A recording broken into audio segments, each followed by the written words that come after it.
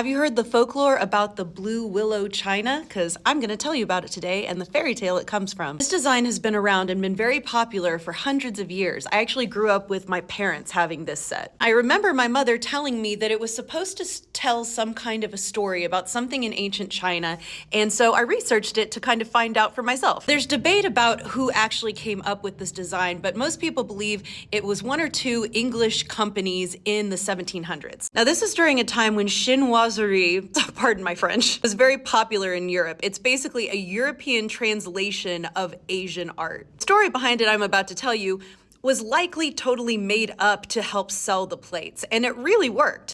Here's a bunch that were found in tunnels in Liverpool because they also became part of the working class, and in America, a major staple of the Wild West, in that they were even used in lots of Wild West TV shows depicting the time because Americans recognized them as rural, blue-collar Western plates. They were also found commonly in diners in America, and that's supposedly where the term blue plate special came from, because these cheap meals during the 1930s were served on that china. So the legend of the china is that it's supposed to tell the story of two star-crossed lovers. A wealthy merchant and his daughter live in this beautiful pagoda under a pine tree next to a bridge, and she falls in love with someone he doesn't want her to marry. Because he's poor, he's the handsome but kind clerk who works for him, but he wants his daughter to marry like some businessman associate. So the two lovers try to keep their relationship a secret, but eventually the father finds them and locks up the clerk, but he and the daughter end up escaping and taking a boat to this cottage across the sea. The dad followed them, and he was about to kill them both when the gods took pity on the lovers and turned them into two turtle doves so they could be together in the sky safe. This story was as popular as the china. It got made into a silent film in 1914, opera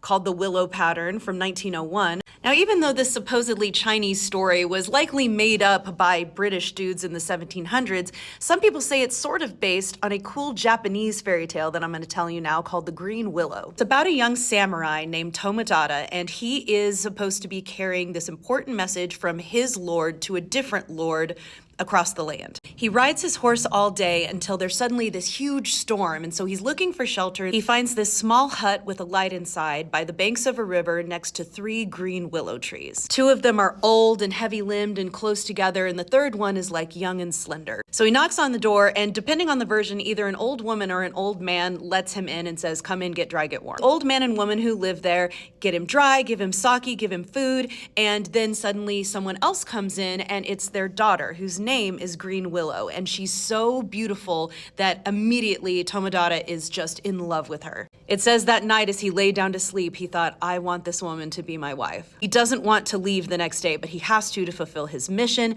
and she loves him too because it says there are tears in her eyes. She doesn't want him to leave, and he says, "Don't worry, I will be back once my duty is fulfilled." So he rides away, but the whole time he's regretting everything. He's like, "I should have officially asked her to be my wife before I left." If you haven't gotten the otherworldly kind of ghostly vibes about this with the 3 people, the 3 willows, you get it even more in the next part where he has to again stop for the night, and he stops in an abandoned ruin, and he thinks he hears noises, and he draws his sword, and he's like, "Come out," and then who appears but Green Willow? He thinks, "I don't know how she got here or found me here, but I don't care." So he does not want to be parted from her again, so he abandons his mission, and he and Green Willow get on his horse, and they go to a town where his lord is not known. They get married, build a house near a stream, and he thinks, "Someday I'll return to my lord and beg for his forgiveness, but this is the right thing to do." So they live maybe for a few years, it doesn't specify, but they plant a garden and they plant trees, and they just are so happy with nature, and she especially loves trees.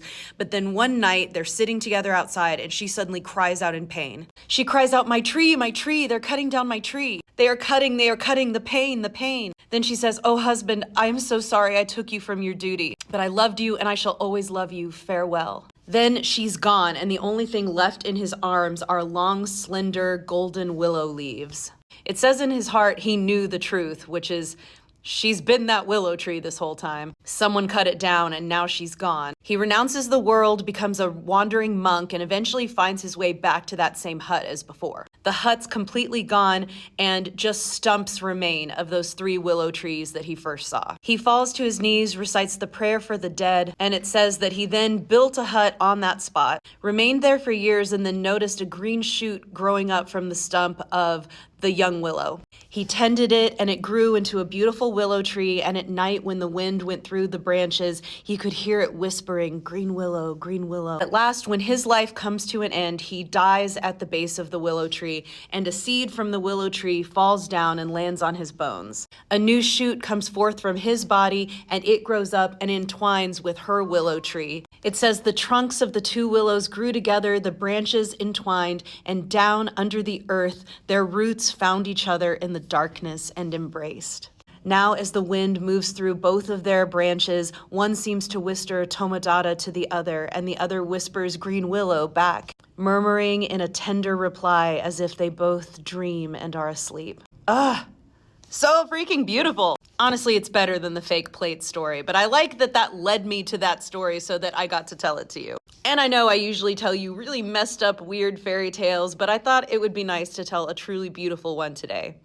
I'll get back to the other weird ones next. If, as an American living in America, I am not able to access TikTok anymore after January 19th, or even if you just want to in general, you can subscribe to me on my YouTube channel where I upload these videos. I have a podcast, and the link to that is in the bio. It's called Folk Tales and Fairy Lore, Andrea Lynn, and I'm here on Instagram if you want to follow me there. Also, check out my book, Dust Spells, which is a reimagining of the Brothers Grimm 12 Dancing Princesses, and also has a beautiful, gorgeous, breathtaking love story. Not quite on the level of Green Willow, but still really ghostly and really cool.